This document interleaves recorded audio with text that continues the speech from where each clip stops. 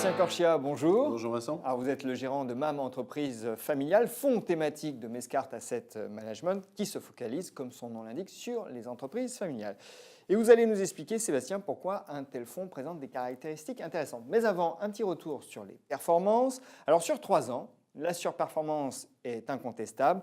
Plus 46% pour MAM Entreprise Familiale contre 26,99% pour son indice de référence qui est le CAC All Tradable Dividende Réinvesti. Alors depuis que vous le gérez, puisqu'on va élargir le scope, c'est-à-dire depuis le 18 octobre 2002, ce qui ne vous rajeunit pas, Sébastien, MAM Entreprise Familiale a réalisé 153% de gains, tandis que son indice de référence, le CAC All Tradable Dividende Réinvesti, s'est contenté d'une avancée de 67%. Ces performances sont arrêtées au 9 juin 2016. Alors, Sébastien, en toute franchise, ce sont de bonnes performances, mais on en trouve d'encore meilleures parmi les fonds actions.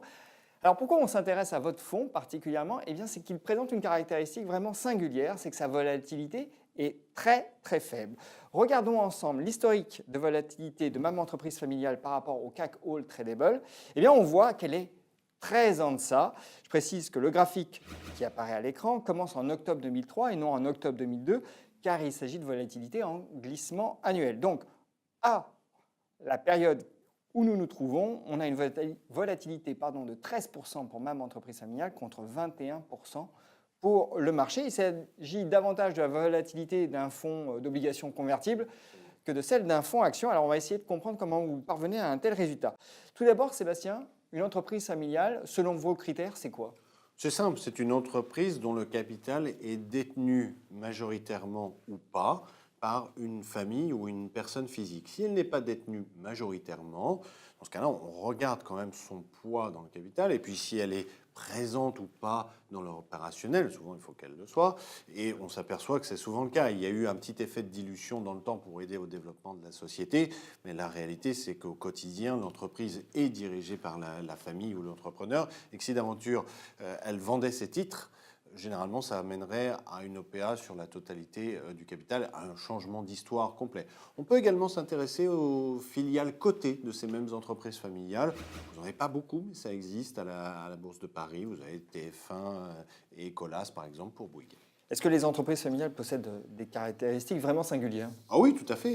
Et depuis 14 ans que je gère le fonds, j'ai eu le temps de les voir et de les apprécier. Et il y en a plusieurs. Il y a déjà le fait que la famille, l'entrepreneur a un champ de vision qui est très long, très loin devant lui, et qui fait qu'il va adapter ses projets et les projets pour l'entreprise à ce champ de vision. C'est-à-dire qu'on élimine finalement le diktat du court terme avec la recherche de profit trimestre après trimestre. On cherche la logique industrielle par croissance externe ou par croissance interne, naturellement, et on cherche le meilleur projet adossé souvent avec le meilleur financement. C'est-à-dire que vous allez avoir des entreprises qui, pour faire ces projets à long terme, vont éviter de faire en sorte que l'avenir soit dangereux en prenant un financement, je dirais, par pas trop d'endettement. Pourquoi? Parce que l'endettement est le pire ennemi de la famille. Ça entraîne la dilution Mais au oui, capital. qui dit endettement, si ça se passe mal, dit appel au marché, augmentation de capital, la famille ne peut pas suivre, dilution, et à terme, perte de contrôle. Donc vous avez là des projets réalistes, à long terme, avec des chefs d'entreprise qui vont les accompagner, un financement qui est moins d'endettement, et donc ça attire les investisseurs lorsque la bourse est un petit peu stressée. Et puis vous avez même un intérêt finalement sur le long terme entre l'actionnaire minoritaire que nous sommes et la famille. Il n'y a pas d'échec possible. Parce que s'il y a échec, pour la famille, c'est le patrimoine familial, souvent l'intégralité d'ailleurs, Qui se dissout, oui. qui se dissout, qui part en fumée, voire parfois le nom et la réputation. Et là, il n'y a pas de parachute doré non plus. Donc, Pas de parachute doré, pas de retrait de chapeau, rien du tout. Donc il faut réussir. Donc des entreprises avec des profils plus prudents, on peut le dire? Alors, des profils plus prudents, vous allez le retrouver finalement dans la structure de la société, parce qu'elle est moins endettée. Et puis, une autre caractéristique, c'est qu'elle va verser plus du dividende, ou en tout cas plus régulièrement du dividende. Et ça crée le côté défensif des choses.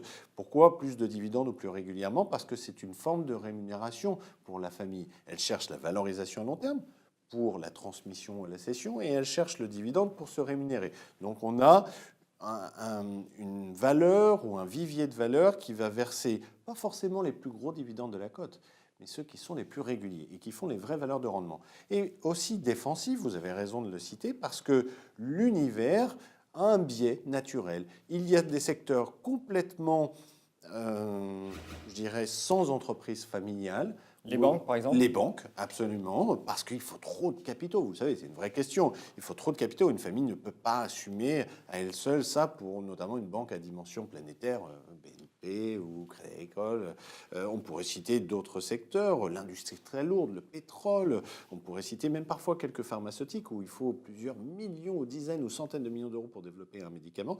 Et puis à l'inverse, vous avez des secteurs où les familles sont très très présentes, moins capitalistiques, et des secteurs très connus, le luxe, Christian Dior, LVMH, Hermès, Kering, l'agroalimentaire, un Fleury-Michon, un Bonduelle, et puis les secteurs des maisons de retraite, les secteurs des services. Et finalement, quand je fais la somme de ça, les secteurs à plus fort bêta de la bourse, desquels elles sont absents, les secteurs plus défensifs, et que je rajoute, je vous ai dit, le luxe, l'informatique, les maisons de retraite, j'ai pas seulement la caractéristique de défensif, comme vous le citiez, mais la caractéristique de défensif de croissance. Donc on a le côté croissance avec le côté défensif. Alors vous avez cité quelques noms, mais, dont des grands noms, mais est-ce que tout de même on ne trouve pas principalement des valeurs, des entreprises familiales au sein des poches petites et moyennes capitalisation? Alors oui et non, parce que je peux tout de suite vous citer les grands noms de la cote. Vous avez parlé de L'Oréal, d'LVMH. Tout à fait, et le fonds les possède. Donc il est investi sur les grandes valeurs. D'accord, mais quelle est la pondération du vous fonds avez raison, en petite et moyenne capitalisation? Le vivier est plus important en petite et moyenne, et donc au final, vous avez 2/3 de petites et moyennes valeurs, parfois des grandes moyennes quand même, et 1/3 de grandes, très grandes valeurs. Donc c'est un fonds multicapitalisation avec un barycentre, si vous voulez, un peu plus sur le milieu de la cote, mais je vous rappelle que son indice de référence, c'est le CAC All Tradable, le nouveau nom du SBF 250. C'est bien les 250 plus grosses entreprises de la cote, même si le fonds, lui, se permet de descendre au-delà des 250. Alors justement, puisque vous avez 2/3, hein, c'est bien ce que vous avez dit, en petite et moyenne capi, 2/3 donc de petites et moyennes valeurs au sein de même entreprise familiale, comment parvenez-vous à aussi bien piloter la volatilité avec finalement une telle exposition aux petites et moyennes, qui sont d'ordinaire plus volatiles? Vous avez raison. Il y a d'abord un phénomène naturel. Je vous ai dit, on est sur un univers plus défensif, notamment par le rendement, notamment par le secteur, et donc peut-être un peu moins volatile naturellement. Et notamment parce qu'il élimine en plus les secteurs à plus forte volatilité, on pense notamment aux banques. Donc ça, c'est l'aspect naturel de l'univers. La deuxième chose tient à la gestion. C'est la même recette depuis 14 ans. J'éclate beaucoup les risques. On est sur des petites valeurs, il peut y avoir des dangers, il peut y avoir des trous de cotation parfois. Le fonds est un fonds de conviction. Il a des convictions fortes, c'est du vrai stock picking, mais pour pouvoir rentrer et sortir relativement facilement et pas être victime de ces positions, il y a beaucoup plus de petites positions, ce qui fait que ça réduit la volatilité, portefeuille plus large. Autre chose, vous avez combien de valeurs en portefeuille? Une centaine, c'est une caractéristique qu'on retrouve dans pas beaucoup de fonds. Mais ça fait 14 ans que je gère comme ça, et ça fait 14 ans que le fonds a systématiquement une volatilité inférieure de 30 jusqu'à 50% inférieure à celle du marché. L'autre acte de gestion qui influe sur la volatilité, c'est que le fonds, c'est un fonds qui accompagne les entreprises à long terme. Le fonds avait du Grand Marnier en portefeuille, très très belle entreprise avec une très très belle OPA. Ça faisait 10 ans que le fonds en avait. Pour autant, le fonds est très actif dans les positions. Il intervient très souvent sur toutes les valeurs, à l'achat, à la vente, sur des excès, notamment dans les petites et moyennes valeurs qu'on retrouve souvent avec cotation parfois, notamment l'été, erratique. Le fonds est là, il achète, il vend, etc. Ça réduit la volatilité. Et dernière chose, ce fonds a un gîte naturel, je vous l'ai expliqué sectoriellement, il est compensé parfois, je dis bien parfois, par des interventions pour se couvrir sur les marchés. Vous recourez à des instruments de couverture? Oui, simple, sur le CAC 40, mais le fonds est un fonds de conviction sur les titres, et aussi parfois un fonds de conviction sur les marchés. Inutile de se retrouver en pleine tempête quand on sait qu'elle va avoir lieu. Bon, on a été très générique quant aux entreprises familiales et à leurs caractéristiques. Mais comment opérez-vous la sélection ? Mais écoutez, c'est une double approche. Alors, on est dans du pur stock picking, hein. Pour autant, je tiens compte de l'environnement. Donc, c'est une approche top-down, on ne peut plus classique. Vous partez donc d'une analyse macro. Oui, je pars d'une analyse macro pour savoir déjà une seule chose. C'est est-ce que je dois être pleinement investi ou moins investi ? Ça va me renseigner déjà. Et aujourd'hui, vous l'êtes ? Écoutez, fin mai, début juin, le fonds avait 18% de cash, comme quoi on est dans de la conviction là aussi.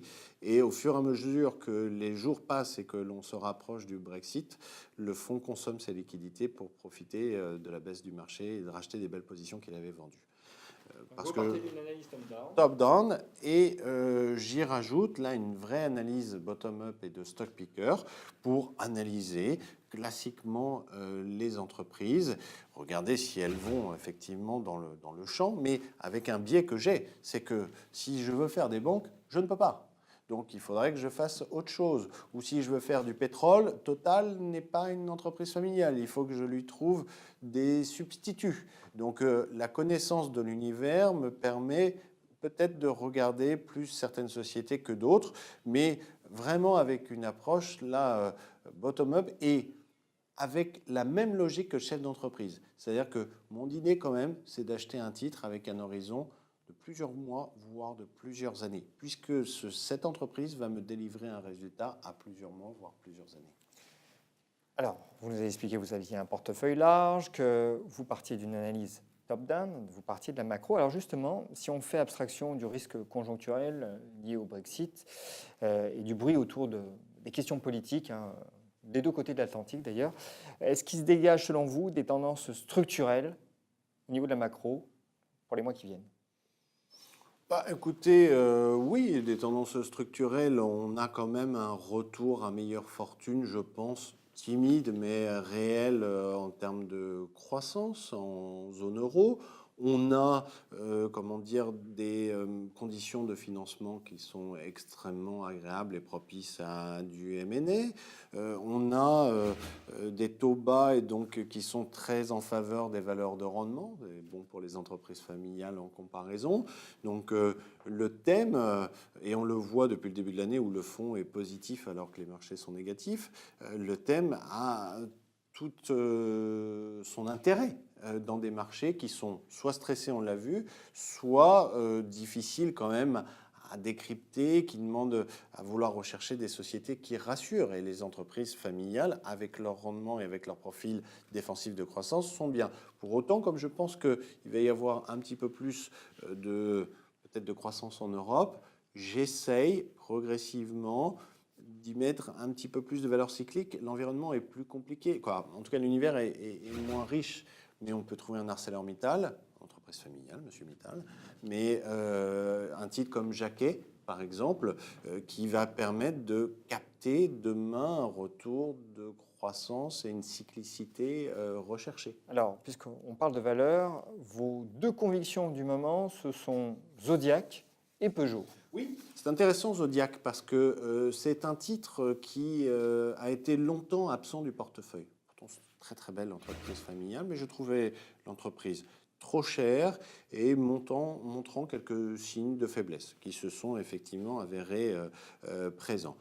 À moins de 20 euros, vous avez quand même un champion du monde sur presque 7 métiers qui certes a des difficultés et qui ne tiennent pas forcément lieu à l'actionnaire mais qui sont plus managériales et des difficultés qui me paraissent être une opportunité d'achat fondamentale, même si on n'est pas à l'abri de quelques trimestres encore difficiles, et puis d'attirer les convoitises, parce que pour le coup, avouons que la famille n'est pas dans une position qui permette non pas d'attendre, mais d'éviter d'être croqué.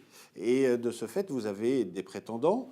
On parle souvent de Safran, et n'oubliez pas que c'est un secteur qui bouge avec la tentative de fusion récente aux États-Unis, Honeywell United, qui fait que ce secteur est appelé à se concentrer. Bon, Zodiac, c'est une idée. Peugeot, c'est la renaissance du phénix ou du lion, de ses cendres. Un très très beau plan Back in the Race qui a réussi, qui remet Peugeot dans la course. Un deuxième plan très ambitieux push to pace pour pousser Peugeot à nouveau dans les numéros 5 avec un retour à une marge qui était celle que Peugeot n'aurait pas dû perdre et des objectifs qualitatifs et quantitatifs ambitieux, je le répète, mais tout à fait réalisables avec un nouveau management de haute volée. 3 arguments pour finir, Sébastien, à ceux qui sont peut-être tentés, mais qui hésiteraient encore à souscrire même entreprise familiale. Au-delà des performances qui sont parlantes après 14 ans d'historique du fonds et qui peuvent être rassurants, j'ai envie de vous dire que c'est un thème qui est complètement intemporel. Ça, c'est un premier argument. Intemporel, en gros, dans toutes circonstances ou presque, les entreprises familiales sont attrayantes d'un point de vue économique, industriel et financier. Deuxième argument qu'on ne retrouve pas forcément ailleurs, c'est la volatilité du fonds. C'est vraiment la caractéristique et qui en fait, au-delà de la performance, un couple, le couple risque-performance qu'on ne retrouve pas dans beaucoup de fonds. Et puis, l'autre chose, c'est peut-être finalement le financement d'un capitalisme qui a toutes ces lettres de noblesse avec des capitaines d'industrie qui font que la France est la 6e puissance du monde et en partie grâce à ces gens-là. Sébastien, merci. Merci.